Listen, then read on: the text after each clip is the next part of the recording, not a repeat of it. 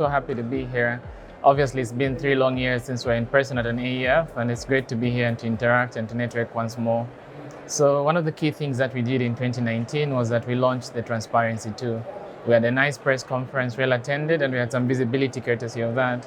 Following its launch, we were able to then make it operational and issue the first report in 2020, which was a report highlighting how Eskom was making payments to IPPs in Malawi. It's truly instrumental, and we believe that kind of information going forward will be very useful. Of course, the challenge now is to get similar reports across multiple countries, and we are well on our way to do that. So that's one accomplishment in the Transparency tool. Apart from that, we have 2 other initiatives in the energy sector. One is the African Energy Guarantee Facility. So since AEF, we were able to close the very first transaction there. We supported a 40 megawatt solar PV plant in Kenya, and we are likely to do more between now and the end of the year. Then lastly, coming to our flagship initiative, which is the Regional Liquidity Support Facility, RLSF. We're quite excited that since 2019, we've closed 5 transactions now in Burundi, in Malawi, and in Uganda. And on top of that, we've made some structural changes to the product, which we hope will make it easier to deploy and will allow us to have a bigger impact across the continent.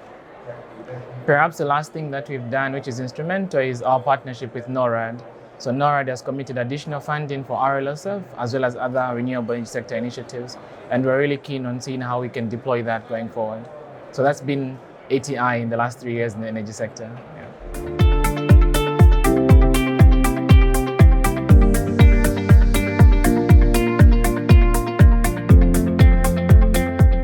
Sure. I think one good reflection of that growing reputation is the kind of engagement we've had at AEF this year. It's the very first time we're having a booth, and historically people would ask who ATI is, but now we're getting 3-4 people every hour stopping by to inquire and to find out more. So that shows that people are getting to understand what we do and knowing that we are an option to de-risk their projects. Now going forward in terms of what we want to do, effectively it's 2 things. First of all, there are some things we do well, and we need to improve upon those. So the products that we offer, how can we offer them more competitively? How can we make sure that they are enhanced to improve the kind of coverage they provide? So in the case of RLSF, we've made some changes to cover additional revenue, to make it easily accessible to projects, to make it accessible to larger projects as well. So I think being able to improve on what we do well is a core factor that we'll look into going forward. So that's one. The second one is, in the last 10 years, there's been a lot of investment in grid-connected projects, and we have a successful model that works. It still has gaps, but a relatively successful model.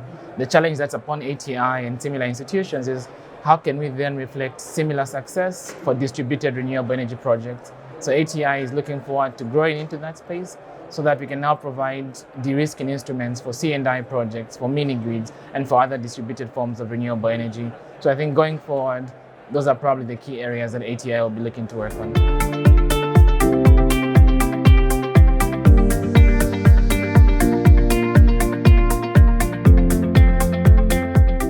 It's always very difficult to pick on a particular number because, of course, across the continent, you come across projects of various scale.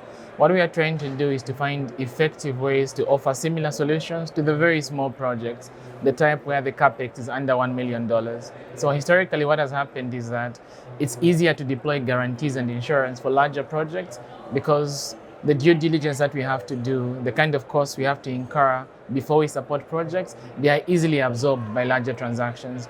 When you come to a 1 mini-grid project with capex of $1 million, and we apply the same cap of underwriting that we do on larger transactions, we'll simply not be competitive. And some of the guarantees that we offer may not be better suited for that area. So I believe not only are we going to grow our portfolio in that space, we're also going to grow our product suite in that space. In terms of what percentage it will constitute of what we do, I still believe the bulk of what we close will be grid-connected projects, but the fact that we're focusing more resources into this space in the next 2 to 3 years, the main challenge is one, let's develop the instruments for that sector, let's deploy the instruments for that sector, and then let's see how we can scale it up. We don't have a number in mind, but we expect it to form a growing part of not only our portfolio, but our focus in terms of collaboration with other partners, interaction with other developers and lenders in that space, so that we're better suited to offer these kind of guaranteed products. So I think that's the general approach we have for that particular sector.